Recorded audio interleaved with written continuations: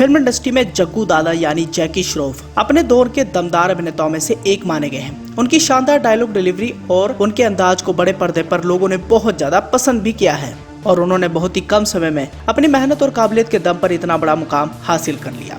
अपने शानदार करियर में उन्होंने कई सारी सुपरहिट फिल्मों में काम किया और अपने दौर के सभी अभिनेत्रियों के साथ उन्होंने अच्छी बॉन्डिंग भी निभाई। साथ ही अपने इकलौते दम पर इंडस्ट्री में उन्होंने अपनी अलग ही पहचान बनाई। आज उनके पास करोड़ों की दौलत है, लेकिन एक ऐसा भी वक्त था जब जग्गू दादा और उनका पूरा परिवार दिवालिया हो गया था। नौबत घर बेचने तक आ गई थी। इस बारे में खुद जैकी श्रॉफ ने एक इंटरव्यू में खुलासा किया था।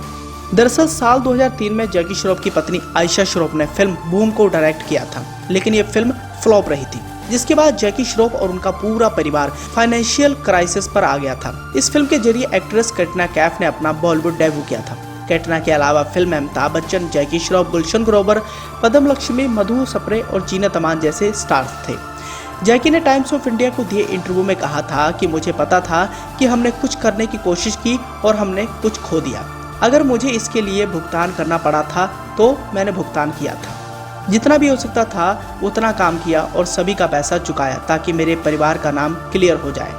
इस इंटरव्यू में जैकी श्रॉफ ने आगे कहा था कि बिजनेस में उतार चढ़ाव होते ही रहते हैं। ये जरूरी नहीं कि हमेशा ऊपर ही रहेंगे, कभी ऊपर तो कभी नीचे होता है, लेकिन आपको ये जानने की जरूरत है कि अपना विवेक और नैतिकता को कैसे बनाए रखना है।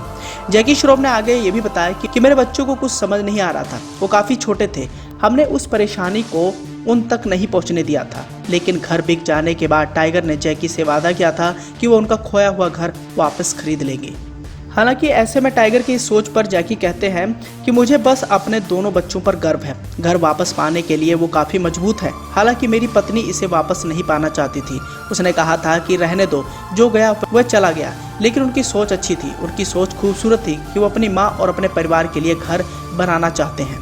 तो दोस्तों, ये था वो दौर जब जैकी श्रॉफ पर मुसीबत आई थी। यहाँ पर हम आपको इस बात की भी जानकारी देना चाहेंगे कि जैकी श्रॉफ की वैसे तो फिल्म इंडस्ट्री में सभी के साथ बनती है, लेकिन सबसे ज्यादा उनकी नजदीकियां सलमान खान और सुनील शेट्टी के साथ रही हैं। बुरे दौर में जब जैकी श्रॉफ पर इतना कठिन समय आया था तो सबसे पहले मदद मांगने के लिए सुनील शेट्टी के पास गए थे और जैकी श्रॉफ ने सुनील शेट्टी से कहा था कि अगर मुझे और मेरी पत्नी को कुछ हो गया तो मेरे बच्चों को तुम ही संभालना। ये सुनने के बाद सुनील शेट्टी की आंखों में आंसू तक आ गए थे और उन्होंने जैकी श्रॉफ से वादा किया था कि मैं जरूर ऐसा करूंगा। हालांकि जैकी श्रॉफ ने ऐसा इसलिए सुनील शेट्टी से कहा था क्योंकि वो उन पर ही भरोसा करते थे। सुनील शेट्टी भी उन्हें अपने बड़े भाई जैसा ही मानते थे।